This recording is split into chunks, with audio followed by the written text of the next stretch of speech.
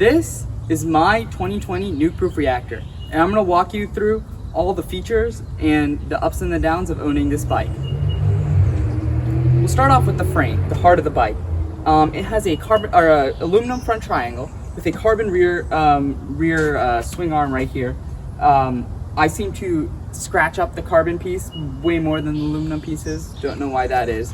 But it does have a nice shock on there, Super Deluxe Select Plus. It has the oil reservoir and a lockout switch. Then we move on to the fork. The fork, the suspension in general has been the only thing that has pretty much been flawless on this bike. As soon as I got the bike, it didn't take too long to set it up and get it working perfect. The fork is a Pike Select Plus with the Charger damper, not the newer Charger 2.1 damper. You lose out on some adjustability, but it still feels amazing.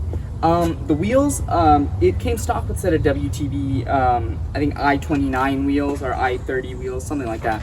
I swapped out the rear one for a Race Face Affect R30. I just destroyed the last wheel. With destroying the wheels, I actually had to replace the front and rear tires as well, even after just a few months of use. I also run inserts inside the front and rear.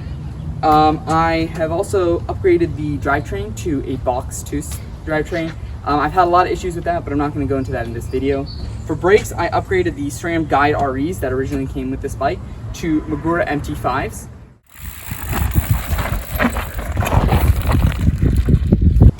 So how this bike rides. This bike, I cannot express to you how much fun this bike is.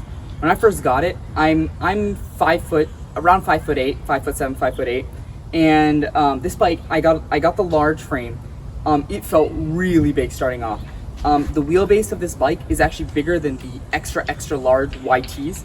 So that makes for going from a medium hardtail to this bike, it was a little bit of a learning curve, but it really pays off. Once you get into going really fast downhill, where this bike with only 140, with only 140, 130 travel, in the 29er wheel size, it is a little, it is a little harrowing going down that fast with that little travel. But I've been able to keep up with people with 180 enduro bikes all day long. It just rides amazing downhill. The long wheelbase paired with the slack head angle and the more modern geometry makes this 140, 130 trail bike seem almost like an enduro bike. I've done pretty well in some of the enduro races I've been in, and yeah, it just rides amazing. Suspension on it is great. The whole entire bike as a whole really works well in order to go fast downhill. About climbing on this bike is amazing. I have never had to touch the lockout switch. Tried climbing with the shock lockout, didn't actually like it. I preferred climbing with the shock open. Riding with all my buddies who were like, oh, why don't you lock out your shock? That's so much wasted energy. No, with this bike, it is amazing how well it climbs and descends at the same time. It's a really good all-rounder bike. The Assegai up front does make climbing really slow. It feels like almost your front brake is on a little bit just because of how knobby that tire is. And then the DHR2, I mean, that's still a pretty well climbing tire. All the climbs in Southern California are usually pretty short and really steep. So, I mean, the 50 tooth comes in handy doing that. Apart from that, yeah, it climbs great. So, jumping. This bike jumps really well, like surprisingly well for the big 29er, really long bike. I think that's something that's gonna come up with me with this bike over and over again, is how big and long this bike is. Wheeling it for the first time was really odd just because of how big it was, but jumping took a little getting used to. It was a lot of me kind of jumping up like this, right, and then not being able to bring the front wheel down just because it was so long. Once I got comfortable on it, I was able to do some crazy stuff with this bike. I am learning how to do whips. I'm learning how to do some suicide no-handers, just a few things, and it's really a testament to you can jump any bike, no matter how big it is. And I don't have a scale, but I will say that this bike is not a featherweight when you're jumping and stuff. It is pretty heavy. Now, who is this bike for? I think this bike really suits a variety of people. This model does have the aluminum frame, so even especially with my build, it is on the heavier side of things. But overall, I think this bike is really good for someone who's racing enduros, but on maybe less steep and chunky, kind of like some of the enduros that I race out here. They're not super steep or chunky, and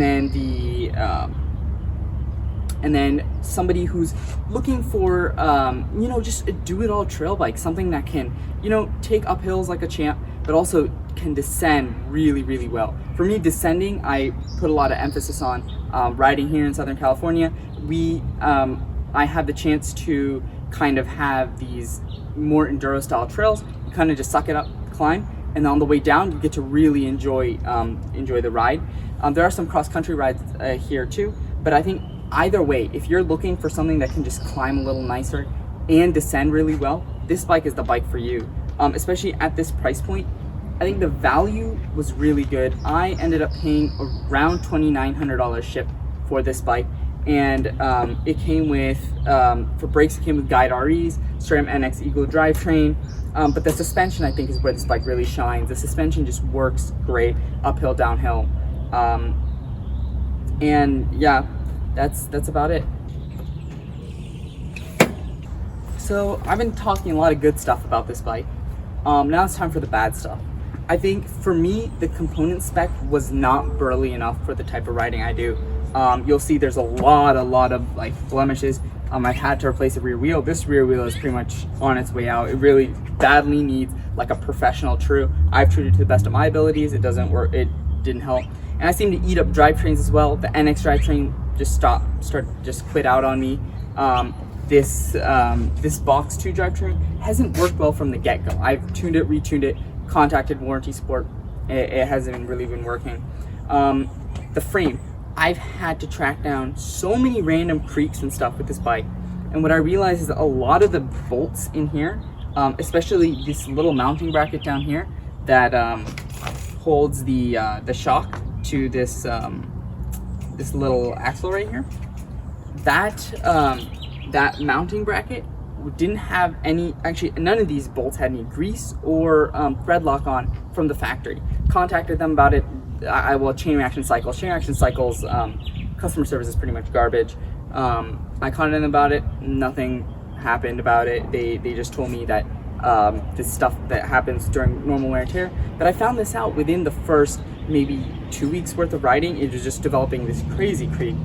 Now there's still another creak. It's in the bottom bracket, but it sounds like it's in the bottom bracket. I've taken apart the bottom bracket a few times now, cleaned it out, re-greased it, still nothing. It hasn't been helping. So I'm gonna try to take apart all this linkage again.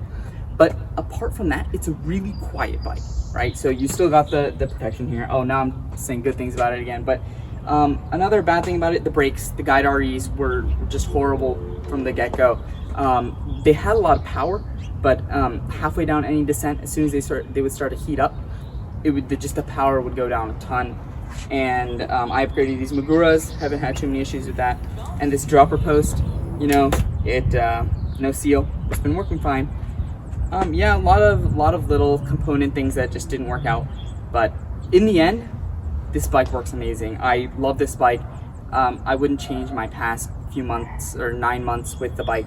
It's just probably one of the best bikes I've ever ridden. Because of the positive experience that I've had with this bike, even though I'm looking to get something with a little more travel, I'm actually looking at the Nukeproof Mega. Maybe that might be a good option for me. Yeah, this bike is amazing. Follow or subscribe, and drop a like down below, share the video, and yeah, let me know what you thought in the comments. What's your favorite bike? What do you think of this bike? Thank you. See you guys.